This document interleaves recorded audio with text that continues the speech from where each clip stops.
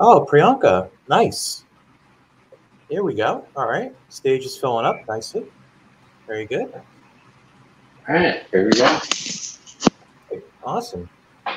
Welcome everybody to the second panel of MetaWhat, where we're going to be talking about the future of gaming and other industries. We have quite a few special guests that are going to be joining us. Our MC Mariam is just getting set up, so she'll be here shortly. But I wanted to give the others here a chance to share their stories. And I mean, you guys obviously know Jason and I, so no need to share our stories there. But yeah, Alex, do you want to start off with an intro, and then we can go to Priyanka? Yeah, sure. Great to be here, everyone. Good afternoon. My name is Alex Kim, and currently I am a third-year student at Bentley University. I lead the Bentley Blockchain Association here. We're dedicated to promoting a borderless blockchain education. And throughout my time, up until now, I've been working for several startups, working for metaversal startups, as well as DeFi insurance startups, and really trying to provide any feedback into the space. And I've been very active in the space as well. Yeah. Awesome. And then Priyanka, what brings you here?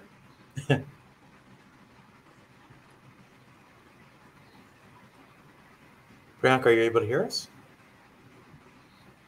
Okay, Priyanka might be dealing with some technical issues here.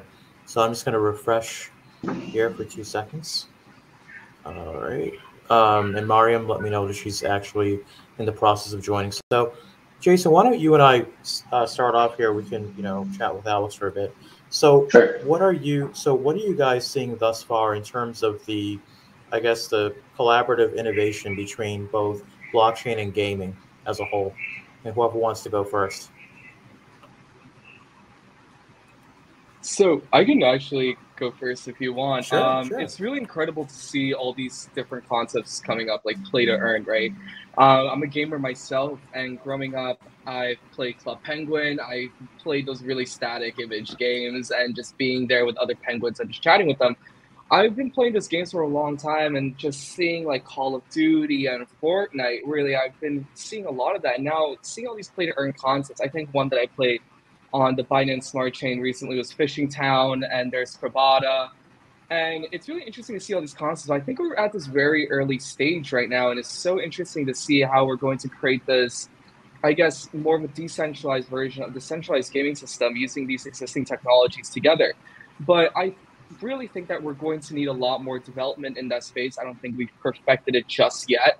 I think these are really interesting concepts that we're seeing right now. Fantastic. And here she is to save the day, the one and only Mariam Nusrat, founder of Grid, builder of Brushna. You're on mute. That sticky Thank little you mute so button. much, Steve. Yeah, it's okay. Hey, Jason. Hey, everyone. Thank you so much. I'm sorry. I just jumped on. I had a slight time mix up, but I'm sorry for being late. I am Mariam, and I'm the founder of Grid, Gaming Revolution for International Development. And we're building the TikTok for Web3 games. So anyone can go on Brushna, the platform that we're building. It means lightning in the Pashto language, which is my mother tongue. I'm originally from Pakistan. Brushna empowers people to create their own video games without any coding, no design skills, and at lightning speed. That's who I am, Jason. If you can catch me up on the convo, I can jump right in then. Sure. Yeah. No, we just got started here. Yeah, Steve had a question on like what we were seeing heading into the gaming industry. I think Alex kicked off with his perspective, some great points there. I think what's also exciting is that in the gaming space in general, you're seeing a lot of the same concepts. They just weren't called, blockchain NFTs or, anything else come up that are really all part of this Web3 space now. So, being able to buy tokenized or collectibles, it's been around in games, and, being able to unlock different items. A lot of the characteristics have been around for a while, and it's interesting to see how the new wave in the gaming space and in the overall ecosystem is coming together. But yeah, I'd love to hear your thoughts, and then we can hand it over to you to take it away from there. Yeah, for sure. I think I think Jason you know, at the NFT world, actually, if you think about it, video games were the earliest use cases, right? Like CryptoKitties and all of that. Like video games have, if anything, been at the forefront of this. And like you said, reward systems, I mean, collectibles, digital goods, like that's been in the video game space forever.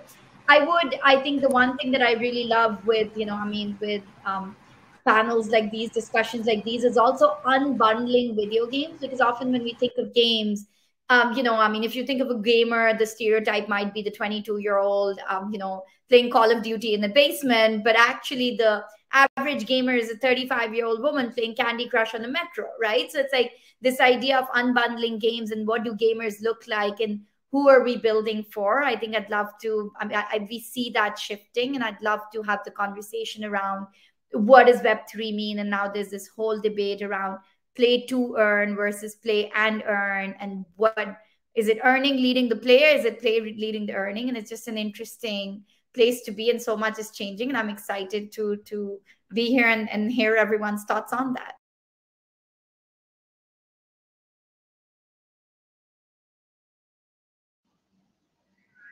Yeah, perfect. No, exciting insights there. Priyanka, great to have you back with us now as well. If you want to give your intro too, and then yeah, any thoughts on how the gaming and the Web3 ecosystems are coming together here, sort of kick off the conversation. Absolutely, thank you, Jason, and just the entire team for pulling this amazing event here, and just democratizing the knowledge, the awareness on metaverse. So firstly, I'm so happy I'm here with Mariam and Alex as well. I learned so much in my journey of skill development through gaming, through Mariam and Alex here. So just a quick intro. My name is Priyanka. I'm the co-founder of SkillX. It's short for Skill Exploration. And we are predominantly a AI skill recommender, which technically gives you the occupation to skill mapping for the youth entering the workforce, especially in India, where we have 16 lakh, which is about 160 million students coming out, and there's no awareness on how to go about the latest emergent technologies, especially when it comes to blockchain. So we've taken it upon us to bring out that awareness through our skill tree mapping, and then later help them discover the learn to earn, play to earn games that could actually get them industry deployable jobs. I would of course delve into it more as we go into the conversation, but that was a little brief about me. Thank you. Very cool. Thanks so much for that, Priyanka. And I think, Jason, do you think this is a good segue for us to kind of, go into the discussion, bring some talking points? Would that be good for you? That would be great.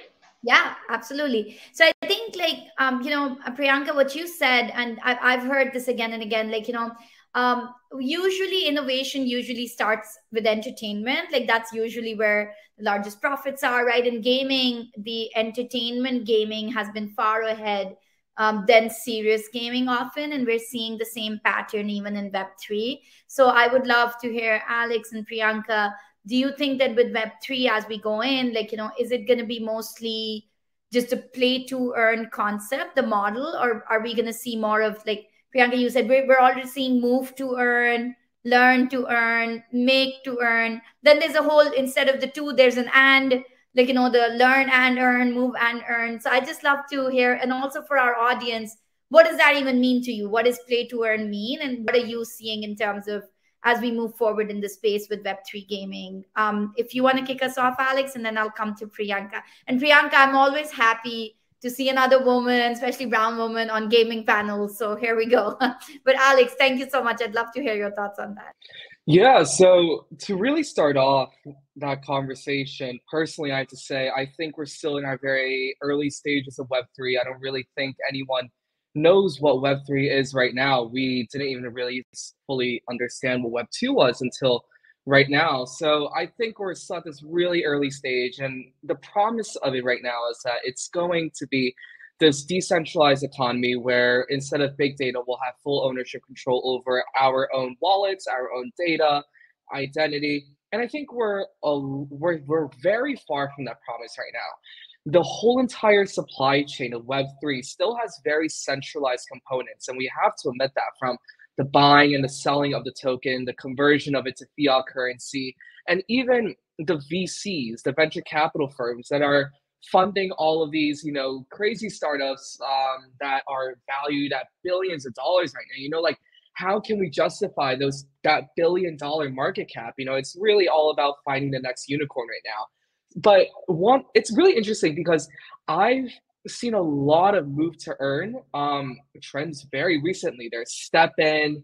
I think another one was like Chinese and Vietnamese ones like Vic Move and other ones. And pretty much you're sleeping to earn. It tracks your sleep.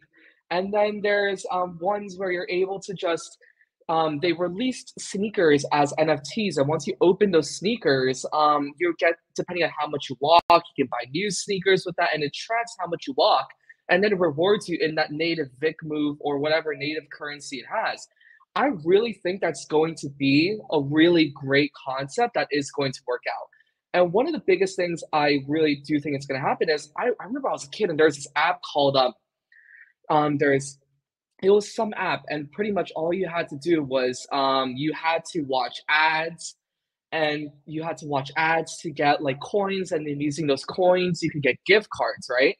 But those coins really had no value to it, and sometimes it was always these really sketchy platforms that you're risking getting your phone hacked or something. So I really think using cryptocurrencies and using existing technologies, disruptive ones like blockchain, will incentivize people to actually be a part of this platform to earn what they usually do. I think at the end of the day, human beings are so gravitated towards anything that gives them an incentive to do something, right? So those are just my overall thoughts. But I would love to hear what you guys have to say. And just before Priyanka brings a fresh, thread of thoughts, I think, Alex, what you said at the end, that was like so super useful, because, this idea of it incentivizes you to do what you would have done, but you have to have a tendency towards that behavior. And I think one of the things that's a little bit, maybe even broken because it's so early days in the Web3 system right now, is a lot of games have such a big focus on the incentive structure that the doing part, whatever action it is it moving, is it playing, is it contributing, is it making, or learning, whichever one it is, it's almost like that's taking a second seat. And that's where the sustainable economies are breaking down, right? There's a huge debate right now around Axie Infinity, where there was so much to earn that people quit their jobs, just to play to earn. And then there was such a disturbance within the ecosystem. I'm an economist by academic training, so I love supply and demand. And it was just like, obviously there was so much demand, and then the currency, the value of the token just got disrupted. And I think that there's such an interesting, games at the end of the day have to be fun. And if that play piece is compromised, and if only it's to earn, then like you said, Alex, if you're just watching ads, and then that's where it gets sketchy, and that's where it starts to get extractive and a little bit manipulative. So I really like that, whatever behavior it is that you're going to incentivize with the token is a top up. That is not the foundation, and that behavior is the foundation. So I'd love to hear, Priyanka, I heard you say learn to earn, and what do you think of that? Absolutely. So first of all, I love Alex's points on how everybody actually gravitates towards anything that can incentivize them, and that's exactly what we are tapping into, especially coming from a developing nation like India. And when that majority of the population out there is unable to afford that higher education, and they have to start earning right when they are in college, and be able to consume the content in a way that they're able to apply their skills, and it's not just about learning. This is where we are headed towards. It would be a play to earn economy, and I'm so glad that we are able to do this with the state government that I work with. So I'm in Hyderabad, Telangana. We actually host the second largest campuses of Google, Facebook, Qualcomm, and all the big tech after US. This is where the second biggest campuses are. So we are making the next generation of talent ready through these play to earn, and I'm so happy that it's coming through a heavy loaded metaverse than an in-person training for the play to earn. And we are doing it with a very cost efficient system. It's built on Weaver's platform, and it's like a plug and play template where you can actually predefine the same course content. Now we are doing it for blockchain, but further, it will be recycled to get AI ML courses, get UI UX design, whatever emergent technologies give you that job. We are able to customize it for 1/10 of the price. That then you don't have to again go build a new customized environment in a Unreal or a Unity. So I think that's the best part about metaverse, that you are able to just take one platform and just plug and play for so many use cases, especially in a country like India, where cost is the number one priority. Yeah, and I think Priyanka, so it's very interesting. I come at this from 12 years in the education space, working at the World Bank across South Asia, Sub-Saharan Africa, Middle East, and this idea of education entering in like serious games, education, skills development, social impact. That's just been so powerful.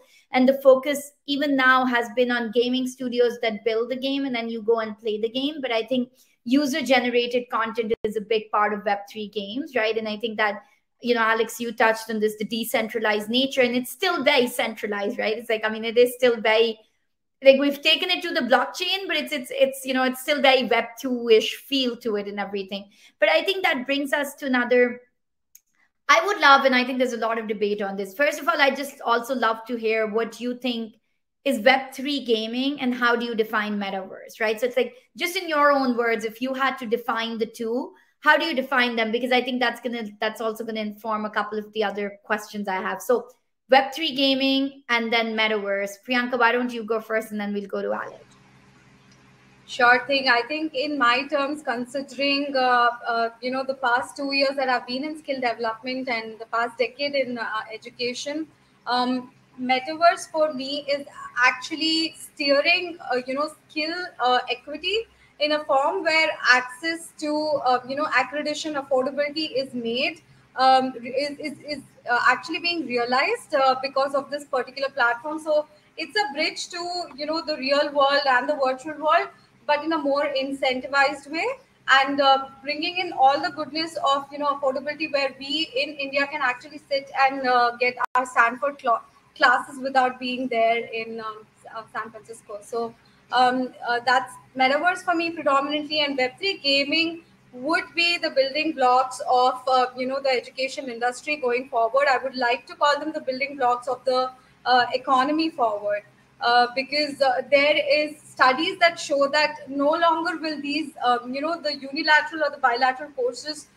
be on the forefront. It would be through gaming that the content would be consumed, and we actually being the teenager of the world here, with 160 million teenagers out there, and everybody actually being the internet first generation here in India, Web3 is the way to go ahead for ingesting education and skill development.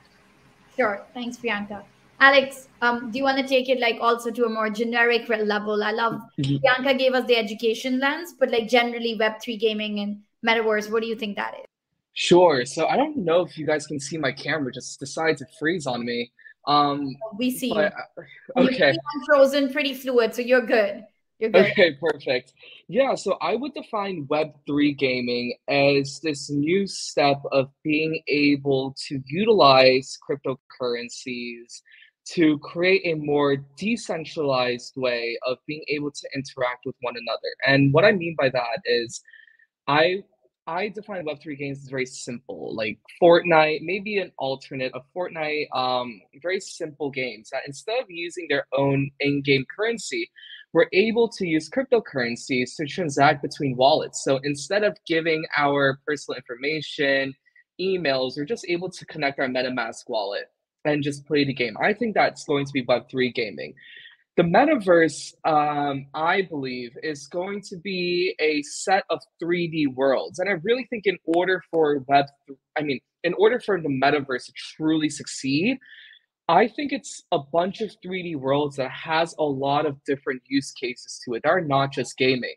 And in order for the metaverse to be truly successful, I mean, we're seeing so many different metaverses right now, but we have to make our metaverse be able to host so many people around the world. A lot of people say that Fortnite is a metaverse, but I don't think it's a metaverse at all. I think having 100 people per lobby is just not efficient. We have to be able to connect so many people around the world in just one server together. And the question is, how can we do that? So I think Decentraland Sandbox is what we have that's closest to what we can envision the metaverse to be.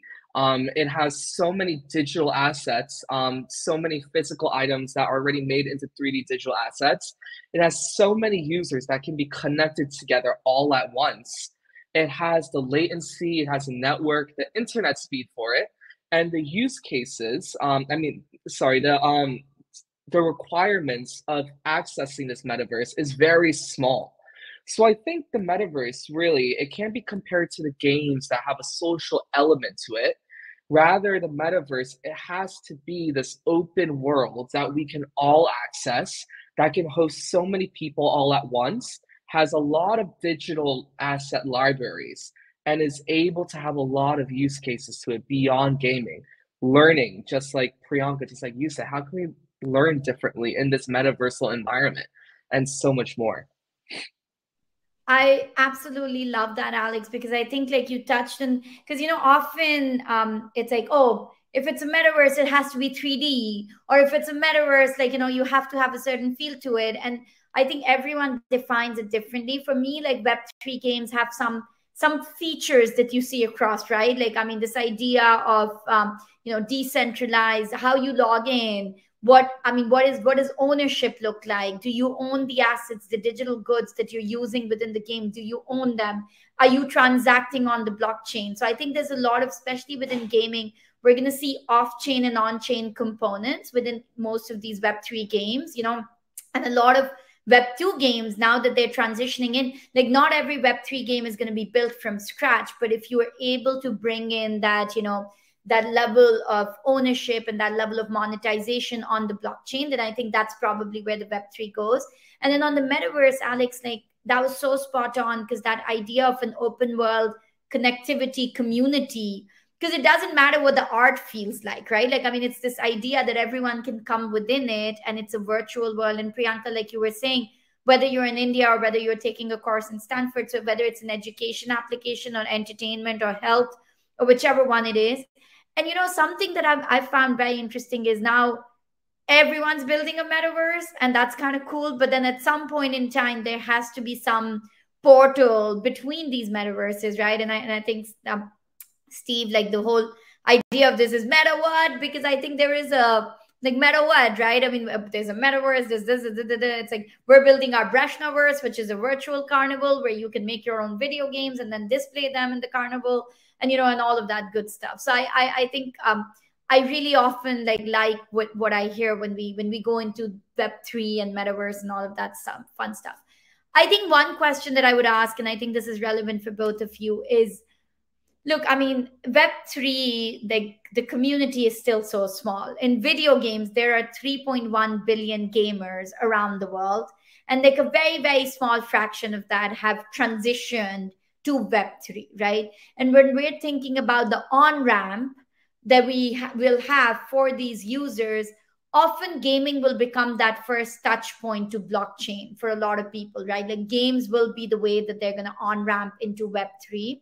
And what do you think are some of those features that will make that learning curve more flat? Because right now, a lot of people are intimidated, like you had mentioned, Alex, the fiat option of even logging in, right? Or something. I mean, a lot of games will give you PayPal or credit card and stuff like that. And even we're looking into that because, like I said, there's an on-ramp that's needed. So what do you think are going to be some of those features? And Priyanka, you've probably done this, with skills. It's like, how are you bringing in a non-native, like Web3 audience into the metaverse or into Web3 gaming, and how are they comfortable with blockchain? So let's start with you, and then we'll go to Alex. Priyanka, go ahead. Absolutely. So these are some really great points that you brought up. And it definitely goes beyond education. But since we built features for education, I will start with that first. So the first touch point for the folks that we've trained through our platform is to give NFT generated certificates that actually showcase the traceability of the courses that we've done. And that was the first touch point on, earning an NFT that could actually land them a job. So it's like earning NFTs for getting a job. So that was like a whole new concept, and we had an influx of people. And then we are also doing this side hustle for our entrepreneurial coaching, where there's a lot of whole grain entrepreneurs here in India, and just to track the source of these grains, how authentic it is, are the profits going back to the farmers. We are able to build like a smart asset tracker. Through, of course, that wouldn't be into the gaming world, but it's more onto the NFTs that basically is a smart contract in its properties. But however, you could actually trade these NFTs to sell goods. You can build the own marketplace for selling this particular commodity, and this can go beyond this particular whole grain to anything in agricultural realms. So I think every industry is being touched by blockchain, and I definitely feel NFTs are one interlacing way that would be the first touch point for any normal person to actually get accustomed to blockchain technology. So those are some couple of points, and of course there are more in entertainment industry also that we're doing, wherein we are building this platform where folks can come in and build their own avatars, which is again like they can come and upload it on an OpenSea and start earning off it. So that's one easy way to get people onboarded. Yeah. So some three. I love that, Priyanka. I've also seen that a lot. That first NFT ownership, and like for instance, there's some platforms that I mean, for even for women in Web3 and all of that, like they were one of the first touch points, the first NFT that someone ever owned. But even I think even that curve, right, Alex? So when you react, if you want to think about this, like even that first minting of the NFT can be so intimidating. It's such a the drops happening, the reveals happening. Here's a black box. Here's a blah blah blah. Make sure it's connected, and then this is what the concept of a gas fees, and you have to be ready, and you have to be like. I think. What do you think is what a good example of an on ramp that you've seen, or has it not happened? And what would you think would make it like a good on ramp? Sure. First of all, I love everything that Priyanka said. One of the things that someone said to me was the only way that we can get people into the crypto world is to literally hold their hand and pull their hand into the crypto world. But all jokes taken aside, I really think it all starts besides education, right? Because education affects everything. I definitely think it starts off with UX UI development. I think a lot of people really underestimate the accessibility of accessing these applications. If these there's a lot of companies that are great and what they're doing are great. But if you're trying to attract those people who are, questioning or starting their transition off to Web3, if they're not a technologist, if they're not gamers, the process of creating a MetaMask is so hard for them. It may not be hard for us, but the whole entire process of the seed phrases and screenshotting and writing, it can really intimidate them. And some people, if they feel intimidated, they skip it. Yep. So the question is, how are we able to simplify these processes from 5 or 10 steps and condense them into 1 to 3 steps? And then how can we make it visually appealing for these people so that they're not intimidated and they're able to follow through with it? So I definitely think in combination with what Priyanka said, like we just have to bring them in, as well as the UX UI continued development in the crypto space is super important. And the last part of it is obviously going to be education, right? So this is such a nascent technology. The use cases are just starting. People have to be educated beyond the application side of it. It's kind of like when you start to talk to people about who don't know anything about cryptocurrencies, they think blockchain is Bitcoin and Bitcoin is blockchain. And it's how do we break down that thinking, right? So it also goes to that education part after we have, the UX UI and the incentives to bring them on. It's how do we break down these concepts and how do we break down these new words like hodl, seed phrases, etc., to make it easier for them to understand. So I think all three of these combinations are really important for like the on-ramp for people to make an easier transition over to a Web3 economy. I love that so much. Priyanka, did you want to say something on top of that? Go for it. Yes, thank you. It was just, I had to echo these thoughts because it was, it's so true that when people think blockchain, they think of Bitcoin. It is so important to, make them understand whatever realm they are, domain they are. There is a way to actually get your transferable skills and get on to Web3 and make it more efficient with the trust, transparency, and, all the pillars of blockchain that we talk about. So that's what worked very well with us. Even if we are starting off with a farmer and showing them how we can, reduce food wastage, get your water efficiency right, do your farming with NFT crops, and get your worldview, get the visibility with the globe actually. So just getting a farmer even educated on his own realm on how to make it better. If a farmer can do it, I feel anybody can do it. So we could definitely incentivize how to make their current world better with Web3 and pull them in. So just wanted to echo on Alex's thoughts. Yeah. And I think both of you have touched on this, this idea that like if we go and try to sell like blockchain, that's not how it's going to work. But if we start with the problem, and then like the technology is not the conversation, it's the solution that the technology offers, right? Often the focus is so much on explaining the technology, and we're not explaining how the technology solves the problem, right? Like, I mean, Priyanka, like you said, I mean, if it's about accreditation, that is the problem, right? That like the idea that you can carry, I mean, we've seen back in my international development days, we saw the use of blockchain for food stamps in refugee camps in Jordan. We saw it for, like you said, accreditation a lot of times. And imagine this, these are war settings, where refugees are leaving, and documentation, and how storage of documentation, where if you're leaving the house, you're not going to go like, grab all of your suitcases and go through all of your documents and grab them. But if you have it on your wallet, on your blockchain, it goes with you no matter where you go, like that storage. So this idea of storage, this idea of decentralization, this idea of ownership, I think the problem lens is what makes it really cool. And Alex, I loved what you said about the UX UI, because I think that when we are building Brashna, right, this idea that anyone can make their own video games, we've seen so many platforms, they'll be like, oh, we're no code. And it's like, it's really low code, and it's such an intimidating interface. This learning curve is so steep. Even if you look at something as popular as Roblox, there's a reason that you're seeing the younger audience on there, but the non-web, the non-gamer, non-tech audience is intimidated by it, right? Because I mean, some of these complexities have an appeal to them, where once you unlock it, you're addicted and you're in there. But I think there's such a huge space for making things simple. And for us, like, we're right now pre-marketing, and 14,000 users, across 84 different countries have created and played 5,000 video games on Brashna in several different languages.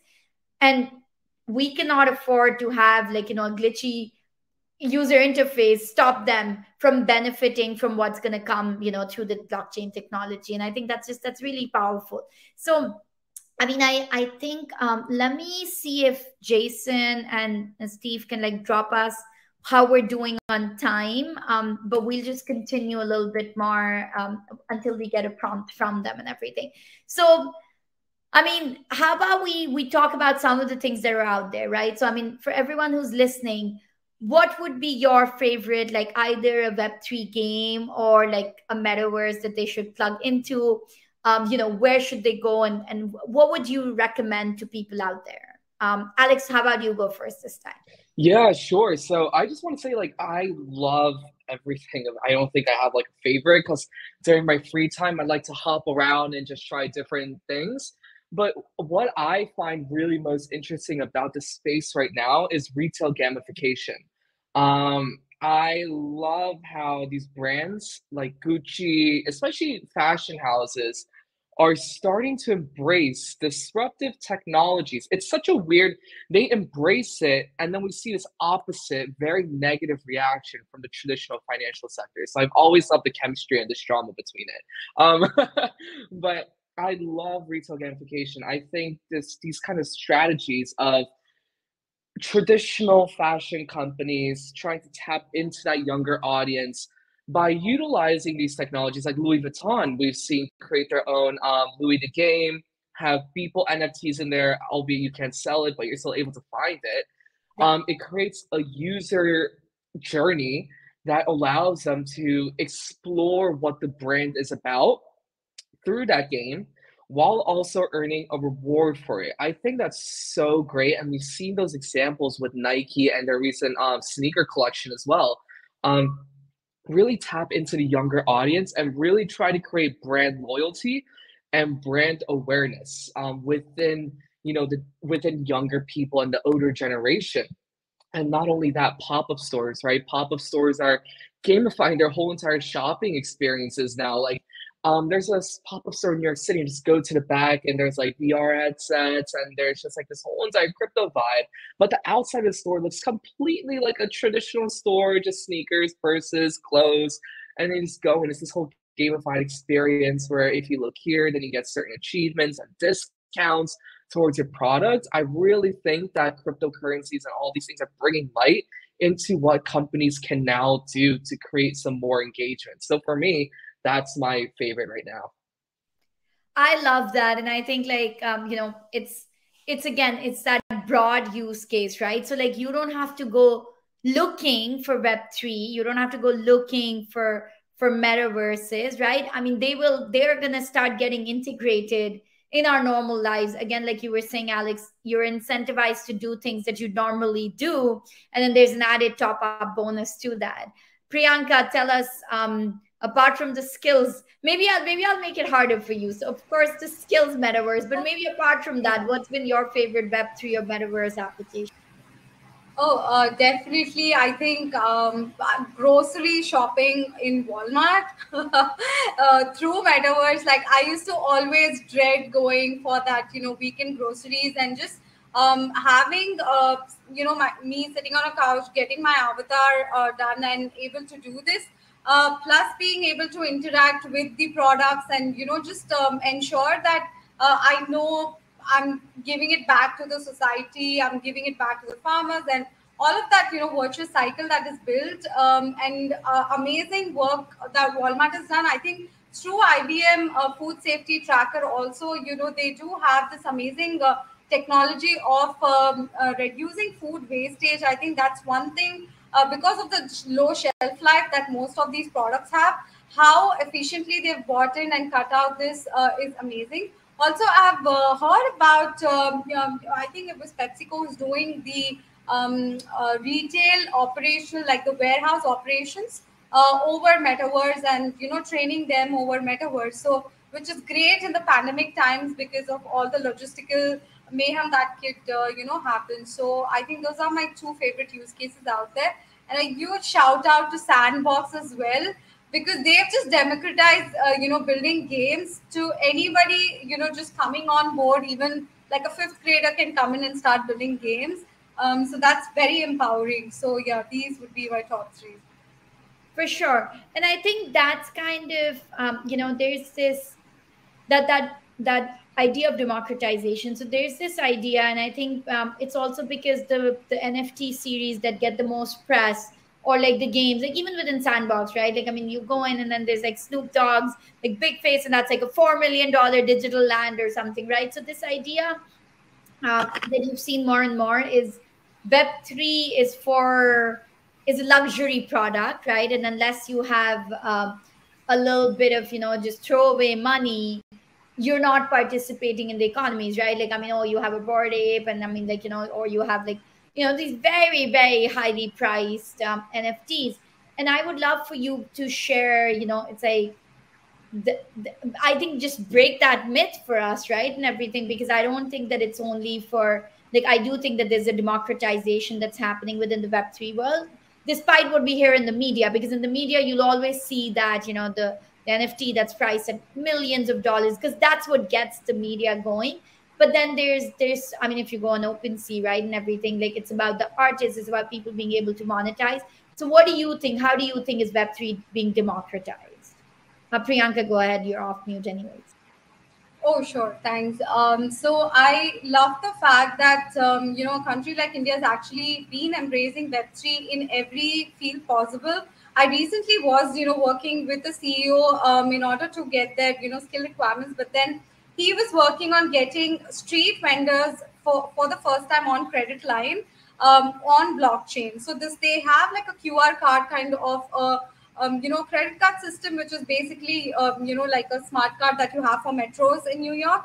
That is built on blockchain, and the street vendor actually gets their loans dispersed of it. He can repay loans of it, and the loan application just gets instantaneously, approved within 2 minutes. So this was like one fascinating use case that I think they just recently showcased in Dubai Expo as well.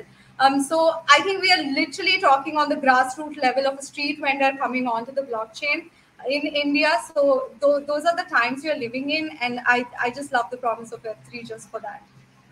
That's so amazing. Thank you for sharing that beautiful example, Priyanka, because it's really this global appeal. Like, NFTs are not just happening in Bitcoin Miami. There is this very, very global appeal, and I think that's really useful. Alex, go ahead. Yeah, I love everything that Priyanka said. I love, when we talk about Web3 and the democratization of it, I really think it starts off with the creator economy, like videographers, gamers, artists. So kudos to everything that NFTs have done for them, and really what OpenSea has done, and really giving royalty and commissions to these artists. Like, I have, this went parabolic, right? Like, from the beginning of 2021, and here we are in May of 2022. We've seen this parabolic growth of, Jake Paul and all these other YouTubers, influencers, artists creating collections, art piece, without having to go through the many steps of a central intermediary to get it to a museum, to get it to a dealer, and getting all these ridiculous fees taken from them. So kudos to them. The creator economy has been struggling, and this is such an amazing use case for them. But when I think of democratization on a more global level, I think of the unbanked. So it's very similar to what Priyanka said. There are so many people who are underbanked here in the US who use credit unions, and even abroad in any international country. We look at South America and the African continent as some case studies, right? But, these technologies, instead of being so fearful of it, we have to understand that this allows people to be a part of a financial world. Instead of being so excluded from it, this allows people to have basic financial tools, which I think is a human right. We should be able to transact with one another without having income requirements, or if you live in the US, having a credit score that that determines what level or trust or risk you are to a bank. I think that's completely irrelevant, and cryptocurrencies are bringing that to the spotlight. MetaMask is bringing that to the spotlight, and all these really innovative DeFi banking app platforms like Ava as well, right? Being able to take out a loan using stable coins. And just recently, there is a first mortgage that was issued using USDC. So those are some really, really great examples of going beyond, the unbanked, and being able to have those instruments that we were told that we need to have to live a comfortable life. Like here in the US, you need a house, you need a job, you need a stable income, but you can't get any of that if you have a low credit score and you're unbanked. It's just so hard. So this is the really true Web3 democratization aspect of it. It's not just here in the US, but other countries like India, South America, Africa, bringing these unbanked together and giving them their human right to a financial instrument. I love this, and I think if there was one thing that this panel was really able, that you both were really able to do, was the unleash the possibilities and really shed light on this idea that I know we were kind of on that Web3 gaming space, but I think it really, really brought way more than that, what Web3 opens up. And I think, what you said, Alex, about creator economy, and we've seen that for videographers and artists and, all of these others, musicians. But one of the places where I've seen it, and this like overlaps with where Priyanka works, is one of the best content creators that have never been able to monetize what they create is teachers. Teachers create content on a daily basis, right? And everything. And I mean, they will go on Kahoot and they'll make gamified quizzes and they'll make lesson plans and they'll try to do all of these things to make lessons engaging. And I mean, one of the things when we were building Breshna, so Breshna, like any teacher can go on there and make like a game like Super Mario, which is like they're catching the even numbers and they're dodging the odd numbers, or you can make like your own Space Invaders or Hangman or Wordle and all of that. And I just saw like teachers were the fastest ones to pick it up, and they just ran with it, and they made games in Arabic and French and Spanish and Urdu and Hindi and all of these different languages, and they can't monetize it, right? And tomorrow probably one of the best Web3 educational games will be made by a teacher, and the fact that they can't monetize it. So when we're moving to the Breshnaverse, one of the biggest things we're trying to allow teachers to do is to own, first of all, the NFTs that go into their games, but then also to be able to monetize it, so that if you're getting rewarded in tokens, if you're being able to, because it's not just that you put something on OpenSea, it's also when you're transacting within the Web3 games and bringing it back to gaming, when you're transacting in it through user generated content, then you're able to monetize that content. So for me, if a teacher has a carnival stand and she has like 1 million players of this math game that she's created, then let's absolutely, every time someone plays that game, you should get a token for a reward, right? Because that's that monetization. So I think, Alex, what you said about the creator economy, like how we're going to start thinking about content creators, it's also going to expand so rapidly beyond artists and musicians and like, I mean, what videographers that have led the movement. But then imagine all these other content creators that are going to come in, that are creating content, be it text, audio, video, art, whichever one it is. And that's just so exciting to me. Let's talk about, I think now we have around the last 10 minutes. So I kind of want to switch things to two matters of fear. Like, I mean, it's like when you think about Web3 and Metaverse, the two matters of fear are usually security and regulation, right? Like the amount of times that you go on Twitter and you see about all of these scams and someone clicked some link and someone did like, one transfer, and then before you know it, their wallet was emptied out and everything. And this is a huge bottleneck. It's a huge resistance when we're talking about bringing the next 1 billion people into Web3, right? And everything. So what are some of the things you've seen, like in terms of also like good practices? Like, I mean, if someone's listening in, like what are some of the good practices with Web3? Is it cold storage? Is it like, diversification of your portfolio, custodian wallets? We always talk like, I mean, I think most non-Web3 people just hear MetaMask and that's the only one they hear, right? But it's such a deep world. So Alex, anything that you want to talk around security and custodianship of currency? Yeah.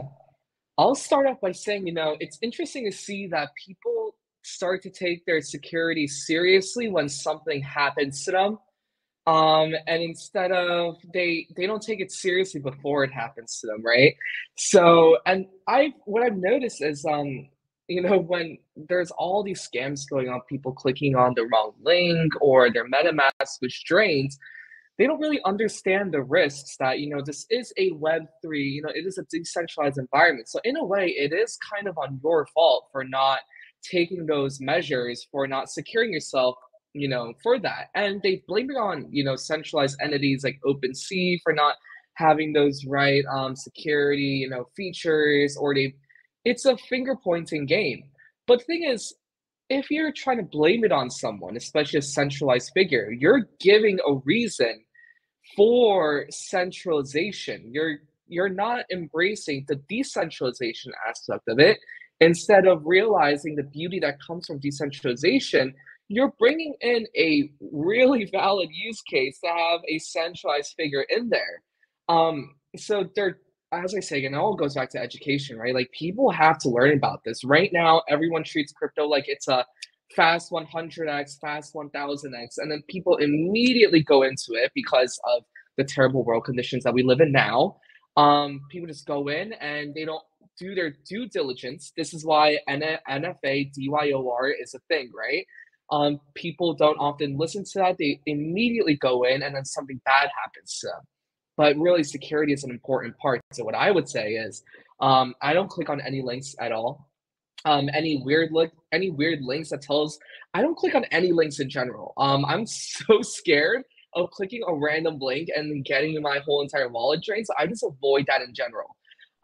Second, if I have cryptocurrency holdings, I'll immediately transfer everything to a cold storage wallet. I think that's the most secure and the most decentralized way of having ownership of the currencies that you hold. A lot of people think that by holding it on Coinbase or Binance or these other exchanges, it's theirs, but it's not. It's a custodian. So you're not really owning it. Those exchanges are just the custodians of the things that you own. So really, you don't really own anything by having it on those platforms. They can do anything. They can stop you from withdrawing if you didn't do the KYC process correctly. There are so many ways that they can just stop you from accessing your own things that you bought. So really keep in a cold storage wallet and take the time. I really don't think it's too hard to spend 30 minutes or 10 minutes a day to just learn about these preventative ways, stopping hackers, stopping phishing attacks, and all of these random people chatting with you on Discord and Telegram, impersonating people. So just know that this is something that's a big thing. And you also have to bring those security aspects like we do with our social security cards now, right? Just because it's decentralized doesn't mean that you have to wait until you're exploited. In our real life as well, we take all these security measures to protect ourselves in our real life before it happens, like life insurance, all of that. So just have that same mindset when entering into this decentralized world. For sure. And I think, Alex, I just want to summarize because there's so many gems that were dropped before we come to you, Priyanka. I think, Alex, there were just so many useful things you said. And I think, the first thing, this idea that you can call a helpline. In a real, true, decentralized world, there is no helpline. You are the helpline, right? And everything. This idea that, I'm going to go and what you said about, I'm going to report it to OpenSea.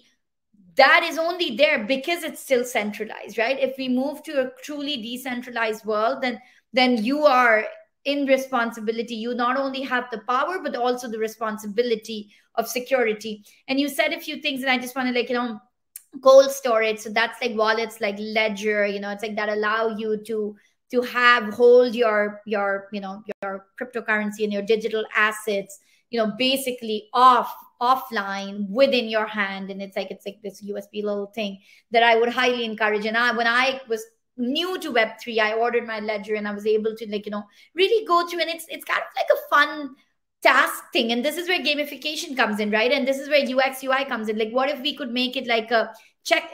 And even now, I think the onboarding process is a little bit like a checklist. It is a little bit gamified, but if we could do more of that, I think that's really, really interesting. And I think that this idea of do your own research, in the middle of Super Bowl, when they had that QR code bouncing around, I mean, it was Coinbase, but I was whoa, no, I'm not going to scan it. I get it. I mean, it's Super Bowl. So, I mean, it was probably but I was dude, no, isn't that the basics of it? Don't scan it, don't have what comes in and everything. But I know it's a slightly different, but I think that behavior change needs to happen. There's no helpline to call, I mean, be careful.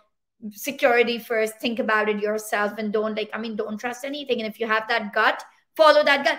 Every single scam that happens on Twitter, the first lesson learned is I had a feeling. And if you have that feeling, go investigate it, just don't jump on it. And I think in a lot of these NFT drops, there's this rush and there's this time thing, and that's what scammers exploit the most. Priyanka, coming over to you, what do you think, for security around Web3? Absolutely. I love the points that both of you have brought onto the table, especially very integrated with, the crypto coins and the wallet transactions. So maybe I'll just shine some more light on the application side of things and how we, always have the security mindset when we are building it. And I definitely feel no matter who is in blockchain, what part of the organization they are, it's on the employee to bring in that security mindset, and don't wait for like policies and governance structure from top down to trickle in, because it's ultimately on you. And anything which comes in with good practices, two-factor authentication, always do that. Always allow like strong security updates. Keep having those security updates going on. Of course, you need to then maintain what is on chain, what is off chain. Do not have maximized data, which like they usually, the security best practice I think is not to have bulk data on the blockchain. So that's also one thing we would need to kind of research on and see what really needs to get into. And just organizational wise, enterprises can have like checks and balances on the bad actors that are coming in on the network, of the network, and just have these vulnerabilities recorded, because I think they've been almost these losses have been exceeding 9 billion now, and they're like all of these crypto jacking, there's rug pulls happening, almost 51% rug pulls that we've seen out there. So I definitely feel all of us have to become that cyber security analyst mindset and just educate ourselves. And I personally feel that the hard wallets have actually proved out to be more beneficial for me than just having it on the internet. So that's one advice I would love to give. So Nano S maybe, yeah.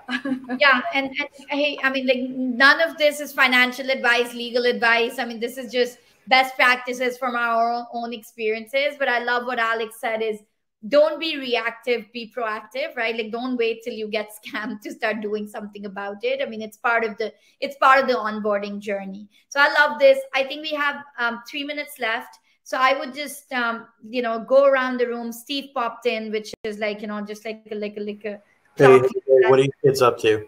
Having fun? Look at this. Right. Yeah, just hanging here, just doing. All right, so okay, cool. Yeah. Don't do anything I want to do. That is a low bar.